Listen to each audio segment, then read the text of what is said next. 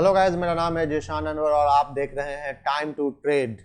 Okay, सो आज के इस वीडियो में हम लोग बात करने वाले हैं एसीसी सीमेंट के बारे में, जिसने पिछले 2 दिन में 20% से ज़्यादा अपना वैल्यू को खो दिया है।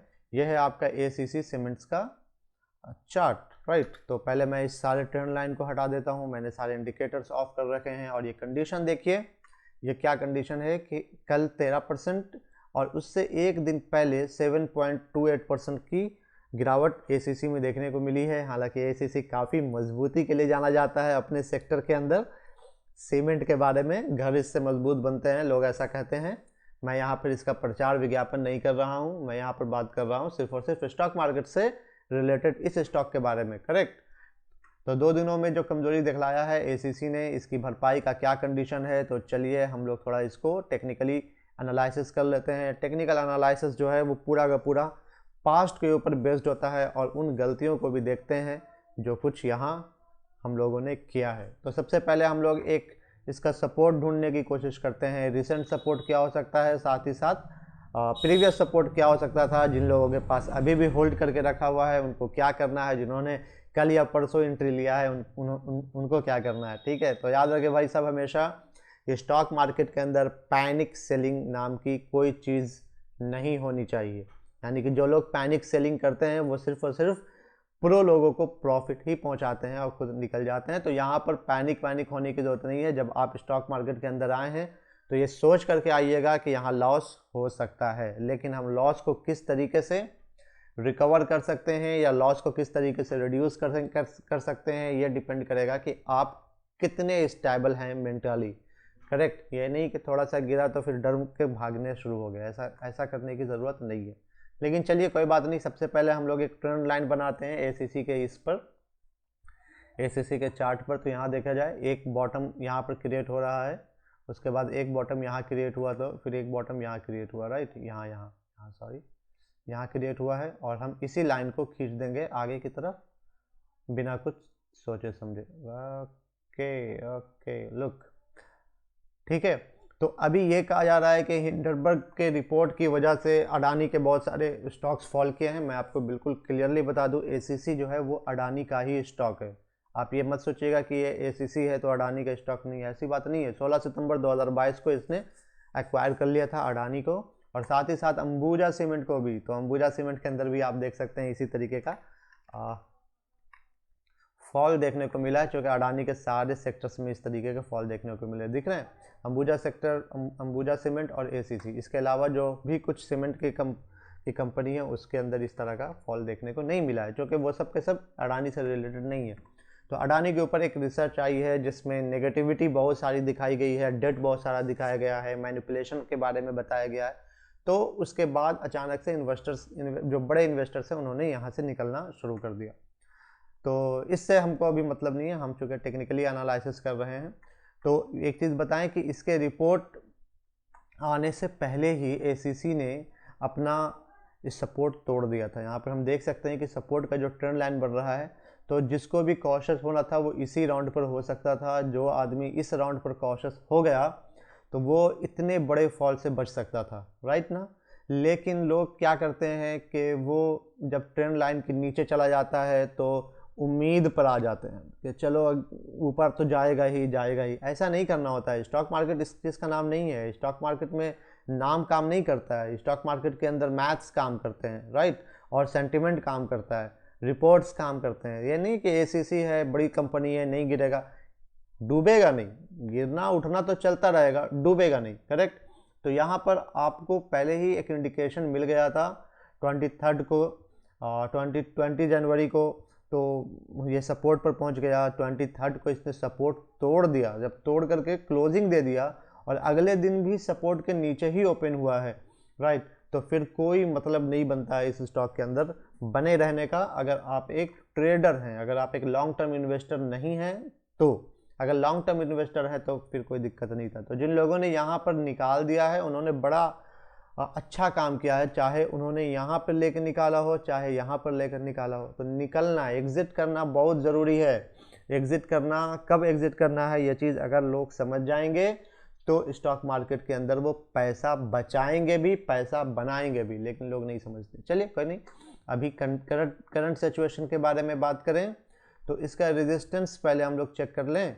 तो रेजिस्टेंस चेक करने की अभी कोई ज़रूरत नहीं है क्योंकि अब कहानी ख़त्म हो चुका है, ऊपर की तरफ करनी। अब जब तक ये इसको क्रॉस नहीं करेगा तब तक कोई कहानी नहीं बनने वाली है।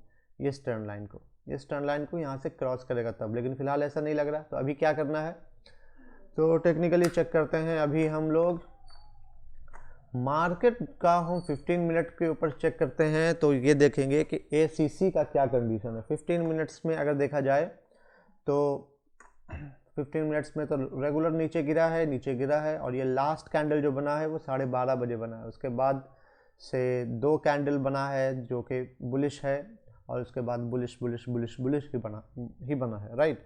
तो 12:30 बजे के बाद के कैंडल को हमको कंपेयर करना होगा निफ्टी के साथ।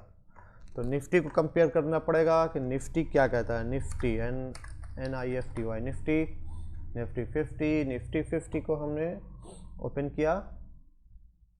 यहाँ पर भारत वाइट्स आया हुआ है तो यहाँ पर हम ACC ही ले लेते हैं अपना, राइट। सो निफ्टी को अगर हम देखते हैं तो ये है 15 मिनट्स का चार्ट और ये भी है 15 मिनट्स का चार्ट। इसको थोड़ा ऊपर कर लेते हैं, right. Okay, look at this.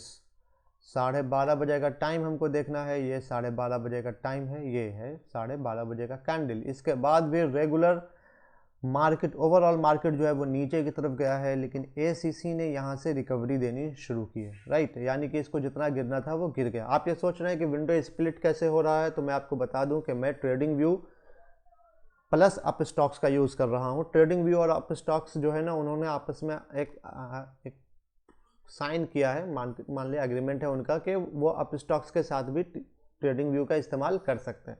लेकिन इसके लिए आपके पास अप स्टॉक्स का अकाउंट होना चाहिए। अगर नहीं है तो डिस्क्रिप्शन में मैंने लिंक दे रखा है, आप वहाँ से अकाउंट ओपन कर लीजिए।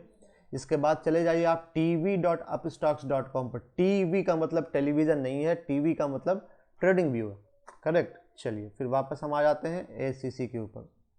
सो निफ्टी 12:30 बजे के बाद भी लगातार नीचे की तरफ ही जा रहा था कल, लेकिन ACC ने अपने आप को थाम के रखा है और कहा कि नहीं भाई अभी रुक जाएं, correct. So next is what, back to 1 day chart. तो ये 2 चीज़ें क्लियर हो गई मेरे सामने। पहला कि ट्रेंड लाइन तो हमको पहले ही सेल का इंडिकेशन दे रहा था। दूसरा कि इसके अंदर जो रिकवरी आई है वो निफ्टी के साथ की रिकवरी नहीं आई है। निफ्टी तो उस वक्त भी नीचे जा रहा था लेकिन ACC ने रिकवरी की है। यानी कि लास्ट के 12:30 बजे के बाद जो 3 घंटे का वक्त है उसमें अब ACC ने निफ्टी को आउट परफॉर्म किया है। सिर्फ इस टाइम में, पूरे के बारे में बात नहीं कर रहा हूँ, ठीक है। अभी का क्या कंडीशन है, अब देखें। जो मेरे पास एक रिसेंट लो बना है, वो लो बना है हमको यहाँ पर, वो एक रिसेंट लो जो बना है वो बना है यहाँ, राइट। और अभी का जो मौजूदा है वो है 1879 पर, करेक्ट। और रिसेंट जो लो बना है वो 1903 पे बना है। यानी कि इवन के मार्केट ने थोड़ा रिकवरी की, मार्केट ने नहीं, ACC ने थोड़ा रिकवरी किया है, लेकिन अभी भी इसके अंदर एंट्री जो हमको मिलेगा वो 1910 के बाद। अगर कोई 15 मिनट्स का कैंडल 1910 के बाद, 1910 के प्राइस के बाद कोई 15 मिनट का कैंडल इस प्राइस के ऊपर सस्टेन करता है तो इसके अंदर इंट्राडे लेवल के लिए आप 1900 के स्टॉप लॉस के साथ एंट्री कर सकते हैं। एकदम अच्छे से समझ लीजिए हम जो बता रहे हैं। मैं इसको थोड़ा सा लिख देता हूँ, आपको आसानी हो जाएगी, राइट। एंट्री टाइमिंग जो होगा वो कब होगा, चलो भाई टेक्स्ट, हाँ, एंट्री टाइमिंग, एंट्री जो आपका टाइमिंग है वो आपका टाइमिंग होगा प्राइस एबव 1910। कंडीशन क्या है, कंडीशन ये है, कंडीशन ये है कि 15 minutes candle should be sustain, right. SL कितना होगा, SL होगा 1900, simple SL 1900। So entry timing जो होगा वो आपका कब होगा, प्राइस 1910 के ऊपर जाएगा। कंडीशन ये है कि 15 मिनट्स का कैंडल आपको सस्टेन करना चाहिए और साथ ही बस हम लोग 1900 का एक छोटा सा स्टॉप लॉस लगाएंगे। रीज़न बिल्कुल क्लियर है, क्योंकि मार्केट के अंदर ओवरऑल एसीसी के अंदर ओवरऑल अभी भी बहुत वीकनेस है, बहुत वीकनेस है, राइट। और जो मेरे पास एक लास्ट डे का जो लो बना है उसके नीचे ही ट्रेड कर रहा है, तो इसके नीचे ट्रेड करते हुए हम इसको ट्रेड नहीं ले सकते, राइट। पीछे आते हैं, पीछे ऐसा कुछ अब नहीं है जो देखने के लायक हो, तो हम लोग यहाँ से वापस निकलते हैं। अब आते हैं ज़रा screen.com के ऊपर, screener.in के ऊपर, सॉरी screener.in आपको थोड़ा सा फंडामेंटल बताएगा, थोड़ा सा नहीं बहुत बताएगा, जितना आप जानते हैं उससे कहीं ज़्यादा बता सकता है, लेकिन ये डिपेंड करता है कि आप कितना जानते हैं, correct. Okay, so look at this, ACC का करंट मार्केट कैप अभी 35,000 करोड़ है, अभी भी 35,000 करोड़ है, ठीक है। 20% 25% गिरने के बाद भी जिसका स्टॉक पीई जो चल रहा है वो 40 का चल रहा है। स्टॉक पीई यहाँ पर 40 का पीई एक फेयर पीई माना जा सकता है, यानी कि ये ओवर बाउट जोन में या ओवर वैल्यूड नहीं है, ओवर बाउट जोन नहीं कह रहा हूँ, ओवर वैल्यूड नहीं है, ठीक है। यानी अब ये एक फेयर वैल्यू के ऊपर है, अराउंड 40, 35, 30, ये सब एक फेयर वैल्यू के अंतर्गत ही माना जाता है, लेकिन ये अलग अलग स्टॉक्स के लिए अलग अलग हो सकते हैं, ठीक है। जैसे फॉर एग्जांपल अगर हम आपके सामने अडानी इंटरप्राइजेस को दिखलाएं, जो अडानी का कोर कंपनी है, इसकी स्टॉक पीई देखिए 261 है, यानी अभी ये ओवर वैल्यूड है। इसके अलावा आप दूसरे किसी अडानी को देख लेते हैं, अडानी पोर्ट्स को चेक कर लेते हैं, तो इसका वैल्यू देखिए सिर्फ 24 है, तो ये एक फेयर वैल्यू के आसपास है अडानी पोर्ट्स। अच्छा, अगर आप अडानी ग्रीन देख लेते हैं तो क्या कंडीशन है, इसका पीई जो है वो 432 का है, यानी अभी भी ये ओवर वैल्यूड पीई पर है। तो ओवर वैल्यूड जो होता है वो जब बस्ट करता है तो काफ़ी नीचे गिरता है, ठीक है। 235,000 करोड़ का अभी भी इसका पास मार्केट कैप है, तो ये बड़ा, तो हम एसीसी के बारे में ही बात कर रहे हैं, ठीक है ना। बस एक चीज़ हम देखना चाहते हैं, दिखाना चाहते हैं आपको कि 235,000 करोड़ के साथ जो इनका नेट प्रॉफिट है वो क्या है। नेट प्रॉफिट जो है वो 533 करोड़ है, ठीक है, 533 करोड़ कितने के साथ, 235,000 करोड़ के साथ 533 का। एसीसी को चेक करें, एसीसी का सिर्फ 35,000 करोड़ का है, लेकिन नेट प्रॉफिट अगर हम इसको देखें तो 817 करोड़ का है। आप समझिए इससे कि एक स्टॉक है जो एसीसी है वो 817 करोड़ रुपया कमाती है, जबकि इसका वैल्यू कितना है, 35,000, 817 करोड़, ठीक है। आप लिख लें इसको, 817 करोड़, राइट, जबकि वैल्यू कितना है, 35,000 करोड़, ठीक है। लेकिन अगर यही हम अडानी ग्रीन को चेक करते हैं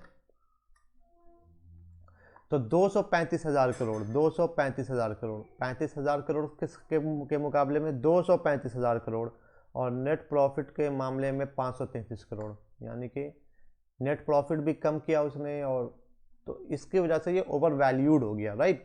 ओवर वैल्यू यानी कि वैल्यू आप ज़्यादा इस कंपनी की आंक रहे हैं, इतना तो ये प्रॉफिट भी हमको नहीं दे पा रहा। तो वापस आ जाते हैं हम लोग एसीसी की तरफ, एसीसी में आते हैं वापस। तो अब हम लोग देखते हैं कि इसका जो स्टॉक पी है वो 40.4 है, तो ये एक फेयर वैल्यूज़ में फेयर वैल्यूड स्टॉक है, कंपनी है, यानी ठीक है, कोई दिक्कत इसमें नहीं है। प्राइस के इशू के मामले में स्टॉक टूटा है, लेकिन कंपनी ठीक है, कंपनी अभी ओवर वैल्यूड नहीं है। ऐसा नहीं है कि इसके अंदर आप एंट्री नहीं कर सकते, राइट। यहाँ पर देखें, ये जो चार्ट है यहाँ तो प्राइस का दिखला रहा है, ये पीई रेशियो का चार्ट दिखला रहा है, पीई रेशियो, राइट। ये देखिए यहाँ पर इसका रेशियो बढ़ा है, बढ़ते बढ़ते ये 40 पर आया है। इससे पहले ये पीई जो है वो 50 के आसपास पहुँच गया था, राइट। 50 का मतलब ओवर वैल्यूड हो रहा था, है ना। तो कब से बढ़ा, अच्छा इसका जो रेंज देखते हैं हम लोग, पहले मैं इसको चेक कर लेता हूँ वन ईयर में, है ना।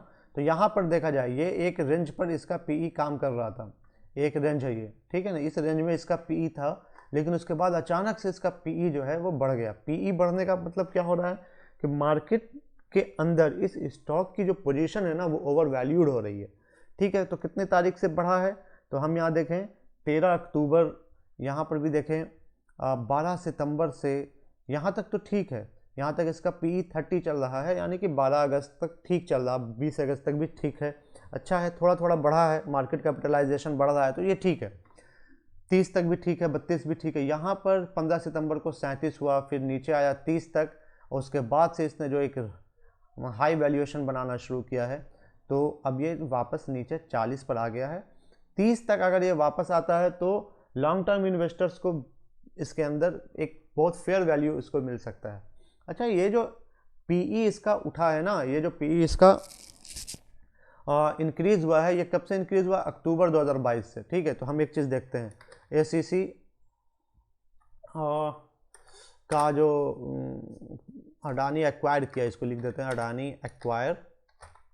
Acquires ACC on which date. ऐसे तो 16 सितंबर ही है डेट, लेकिन हम आपको बता देते, देखिए 16 सितंबर को Adani family completed the acquisition of Ambuja cement and ACC, 16 September, right. 16 सितंबर के बाद ये है आपका 16 सितंबर 35, थोड़ा सा नीचे गिरा है, लेकिन उसके बाद देखिए इसका वैल्यूएशन जो है अडानी के अंदर आने के बाद कैसे बढ़ गया है।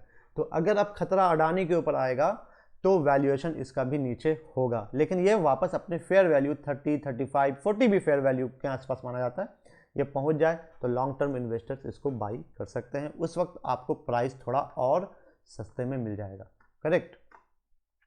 यानी कि आपको जो प्राइस आ जाएगा 16 सितंबर को भी प्राइस तो आपका हाई ही था, ऊपर ही था। देखिए 16 सितंबर 16 सितंबर देख रहे हैं, ये यहाँ पर ये कंडीशन है।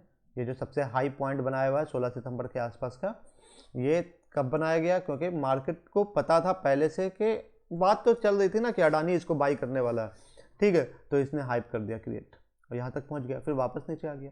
तो अभी फेयर वैल्यू में है, तो लॉन्ग टर्म इन्वेस्टर्स वेट कर सकते हैं थोड़ा सा कि थोड़ा सा और नीचे आ जाए, और इंट्राडे स्टॉक्स वाले लोग जो हैं वो कोशिश कर सकते हैं कि वो प्राइस के 1910 के ऊपर में हम लोग इसके ऊपर डिस्कशन करें, राइट।